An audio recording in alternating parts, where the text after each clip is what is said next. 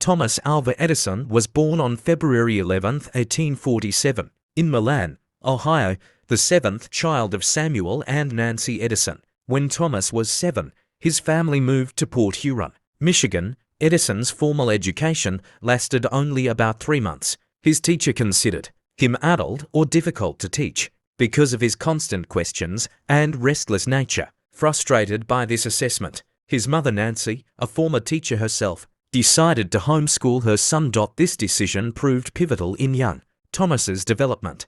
Nancy encouraged his curiosity and surrounded him with books. Edison later said, "My mother was the making of me. She was so true, so sure of me, and I felt I had something to live for, someone I must not disappoint." During these early years, Edison developed hearing problems that would worsen throughout his life, eventually leaving him nearly deaf. Rather than viewing this as a handicap, Edison often claimed his deafness helped him concentrate better on his work. At age 12, Edison convinced his parents to let him work as a news butcher, selling newspapers and snacks on the Grand Trunk Railroad between Port Huron and Detroit. The young entrepreneur earned up to $10 per day, a substantial sum at that time. Edison didn't just sell newspapers, he published his own. He set up a small printing press in the baggage car and produced the Grand Trunk Herald, one of the first newspapers printed on a moving train. The baggage car also became Edison's first laboratory, where he conducted chemistry experiments during downtime. This arrangement ended when one of his experiments started a fire, prompting the conductor to evict both Edison and his laboratory from the train. A defining moment occurred when Edison saved 3-year-old Jimmy Mackenzie from being struck by a runaway train. The boy's grateful father, station agent J.U. Mackenzie, rewarded Edison by teaching him telegraphy, a skill that would shape the next phase of his life. By age 16, Edison had become a skilled telegrapher, traveling throughout the Midwest, taking temporary jobs. The Civil War had created high demand for telegraphers, allowing Edison to gain valuable experience while developing a deep understanding of electrical systems. Despite working full shifts, Edison spent his free time reading scientific texts and experimenting with telegraph equipment. He slept little, establishing a pattern of intense work that would continue throughout his life. In 1868, Edison moved to Boston, taking a job with Western Union. Boston's intellectual environment exposed him to new scientific ideas, and he began focusing seriously on inventing. Edison's first patented invention was an electronic voting machine for legislative bodies. Though technically sound, it was rejected by politicians who preferred slower voting methods that allowed time for political deal-making. Edison learned an important lesson: successful inventions must address real market needs. In 1869, Edison moved to New York City, arriving nearly penniless after spending all his money on books and equipment. Fortune smiled on him when he was present at the Gold and Stock Telegraph Company as their stock ticker broke down. Having studied similar machines, Edison offered to fix it and successfully repaired the device on the spot.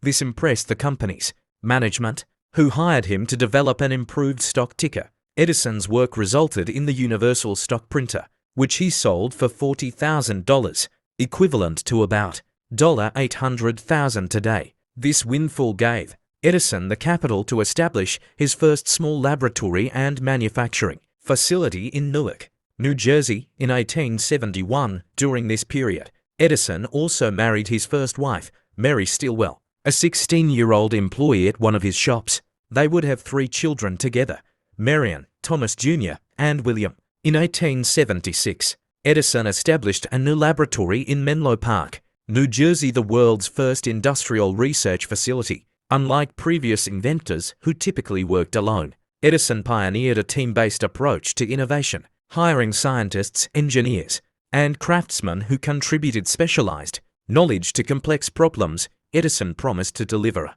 minor invention every 10 days and a big thing every 6 months or so. This ambitious goal would prove remarkably accurate. In 1877, Edison invented the phonograph, the first device capable of recording and reproducing sound. When Edison demonstrated the machine by recording himself reciting "Mary Had a Little Lamb" and playing it back, the public was astonished. This invention earned him the nickname, the Wizard of Menlo Park. Edison's most famous achievement came in 1879, with the development of a practical incandescent electric light bulb. While others had created various forms of electric lights before, Edison's version was the first that was practical, long-lasting, and economically viable for home use. After testing thousands of materials, his team discovered that a carbonized bamboo filament could burn for over 1,200 hours, but Edison understood that the light bulb alone was insufficient.